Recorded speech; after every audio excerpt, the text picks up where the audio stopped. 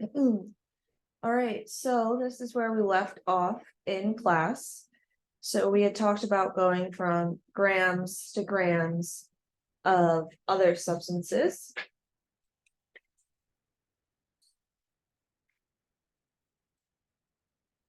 So this is where we will pick up.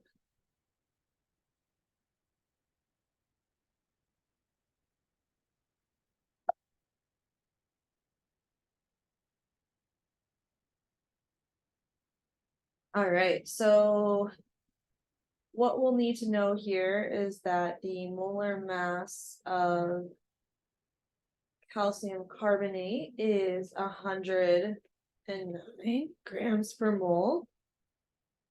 And the molar mass of CO2 is 44.01 grams per mole. All right. So looking at the question, according to the following reaction, how many grams of calcium carbonate are needed to form 31.1 grams of carbon dioxide?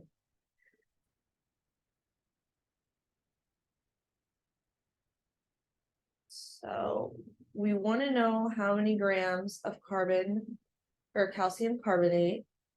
So we're trying to get to here. How many grams of calcium carbonate? We're given 31 grams of carbon dioxide. So we're starting here. So we're going to start with our given quantity, 31.1 grams of CO2. Oh no, that erased the whole thing. There we go.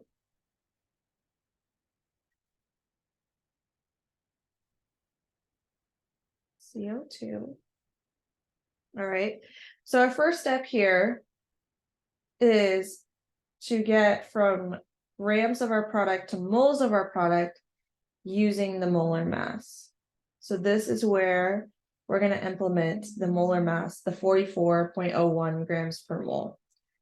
So we want our grams to cancel out. So we're going to put them on the bottom, which means our moles are going to go on top. And for every 1 mole, there's 44.01 grams of CO2. So now we're out of grams and into moles. So we're here. Let's see if I can erase this guy. So now we want to change substances. So we want to go from moles of product to moles of reactant, and we can do that using the mole ratio from the balanced equation. Right? So we'll use the coefficients. So we want to get out of moles of CO2 and into moles of calcium carbonate. So for every, let's see, let me double check that this is balanced. It's balanced. So for every 1 mole of CO2, there's 1 mole of calcium carbonate. And so now we are in, I'm running out of room. Now we're in moles of calcium carbonate. And so now we are here. And in order to get to grams, we're going to use the molar mass of that compound. So now we're going to use this molar mass of calcium carbonate. So we want to get out of moles and into grams of CaCO3. So for every 1 mole, there's 100.09 grams. And when we plug this into our calculator, we get 70.7 grams of calcium carbonate. Okay. So we have just a few slides in chapter 6. So chapter 6 is about energy, gas, states of matter. We're mainly just going to talk about two gas laws. So there's lots of different gas laws, first of all, but there's only two that we need to know for the exam, as far as I know, at the moment. So there's the ideal gas law. The ideal gas law has a lot of different variables, but here's the formula. PV equals nRT, where P stands for pressure, but pressure has to be in the unit atmospheres. V stands for volume, but volume needs to be in the unit liters. N stands for the number of moles. R is a constant. It's this crazy number with crazy units, but it's a constant that stays the same. You'll be given this on your resource sheet.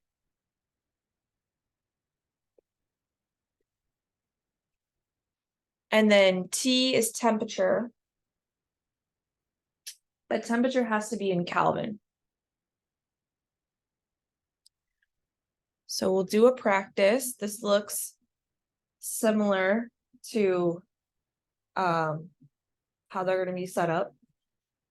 So here it says, given the following set of volumes, calculate the unknown quantity. So here they give us P, V, N, and T. Well, I'm sorry, they give us P and T. We're solving for V, but I know R is not listed here because R is always the same down here. So the first thing with these problems is always to double check that you're in the correct units. So pressure needs to be in ATM, which we are. Volume, we don't know, but if we keep everything else in the correct units, volume should come out in liters. N is in moles, that's great. Temperature, though, is not in Kelvin, it's in Celsius. Kelvin, the conversion from Celsius to Kelvin is Kelvin equals Celsius plus 273. So if we just add 273 to this number, which gives us 298, we will be in Kelvin.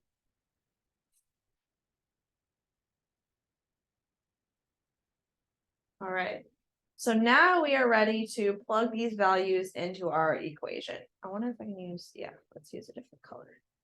All right, so our equation here, PV equals nRT. So P we're given 101.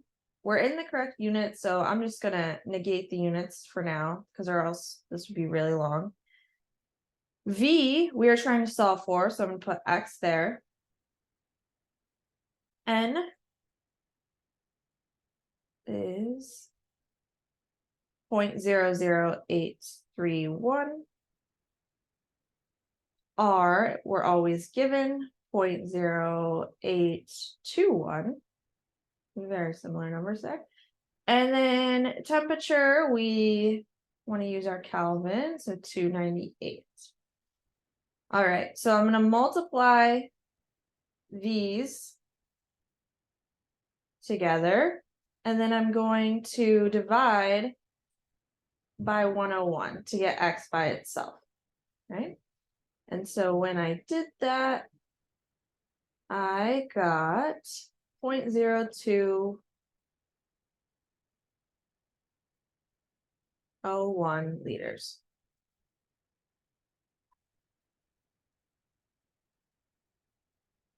All right. So I set this up where I kept the formula the same, and then I manipulated my numbers to solve for X. But another common way to do this, and I'm going to erase here, is to manipulate the formula before you plug in the numbers. So if I wanted to get V all by itself, I would divide each side by P, leaving us with V equals nRT divided by P. So sometimes it's just personal preference if you want to manipulate the formula and then plug in your numbers, or if you want to plug in your numbers and then manipulate. But that is another option. All right, so our second gas law that we're going to learn about is the partial pressure law. So the partial pressure law basically is just saying that the total pressure of all the gases in a container, in a room, in whatever, is going to be the pressure of the partial plus whatever else partial, however, up to however many gases we have. So if we have in a room CO2 and O2 gas, CO2 and O2 might have individual pressures, but the pressure of the entire room is the addition of both of those. Let's do a practice problem here and it'll make more sense.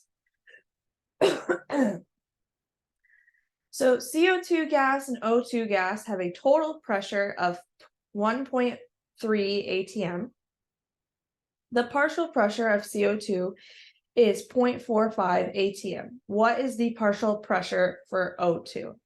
So basically here, our total is going to equal each of the individual parts. So we have CO2 gas, which is 0.45 atm, but we don't know what O2 is. But we know that the total is 1.3. So if we subtract 0.45 from 1.3, we will get the pressure of O2 by itself, which is 0.85 atm in this problem. So we can even use this formula if I were to be given the partial pressure of O2 and CO2, and then the question was asking for the total, I would just add them together. Okay. All right, so here's my reminders. So Monday, we have in-person lab. Bring a calculator. Make sure I'll say that in announcements. Bring a calculator. You have 2 discussion replies due by the end of Sunday. You have 2 labsters. You have a knowledge check. I encourage, your owls aren't actually due, but I encourage you to keep up on them. Especially as we're approaching the midterm, you want to probably get, modules 1 through 3, done to the best of your ability, because it's good practice for what's on the midterm. So I talked about this on the first day of class, but we have a group project that's going to span from modules 3 to 8. So next week being module 3, the only thing that we are looking at for the group project is just to sign up for your groups and to sign up for your topic. So we're going to have groups of 3. And there's going to be a sign-up sheet in lab, and it's just going to be a physical sheet of paper that you'll come up and sign at any point during lab with the 3 group members and whatever topic you choose. Okay. So then here is the topics from the midterm and what slides they correspond to. All right, so this is a really good resource to look back at when you're studying from this lecture.